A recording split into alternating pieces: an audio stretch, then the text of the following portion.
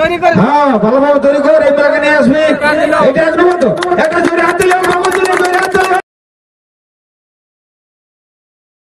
অনিল বাবু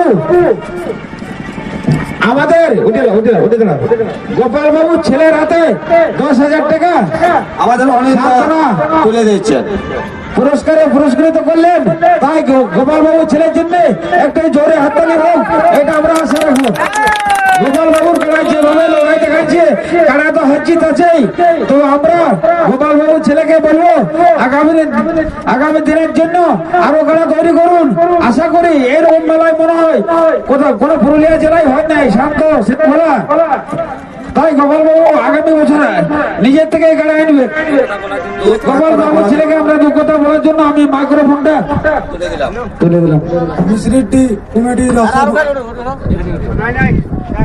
মানাড়া কমিটির পক্ষ থেকে অসংখ্য ধন্যবাদ। মেলাটি সাফল্য মন্ডপে ওঠার জন্য নমস্কার।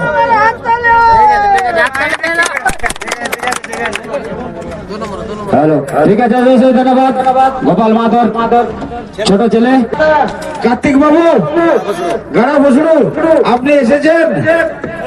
এক কথাই যাকে চিনে নেবু বলে মাহাতোর হাজবেন্ড কার্তিক মাহাতো, গাড়া বসরু মহিলা রসিকের হাজবেন্ড কার্তিক বাবু, যদি আপনি মঞ্চের সামনে আসুন।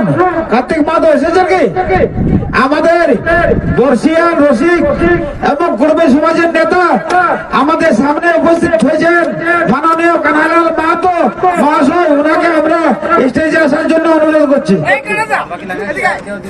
1500 টাকা সান্ত্বনা পুরস্কার তুলে দিয়েছেন কানাই বাবুর হাতে। তাই এটা জোরে হাততালি হোক। আর কানাই বাবুকে আমরা কিছু বলার জন্য অনুরোধ করছি। এই মেলাটা কেমন লাগলো? গলা ভালো নাই ওনার, কীর্তনের ওস্তাদ মোটে গলাটা বসে গেছে উনি, ঠিক আছে। তারপর কে আছে?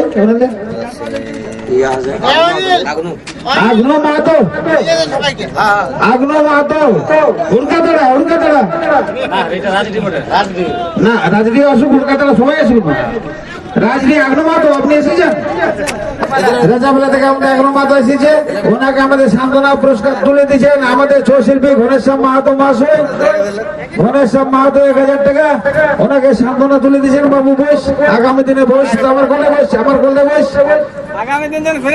হ্যাঁ ভালোভাবে তৈরি করে এই মেলাকে নিয়ে আসবি। এটা এক নম্বর তো, একটা জোরে হাত দিলে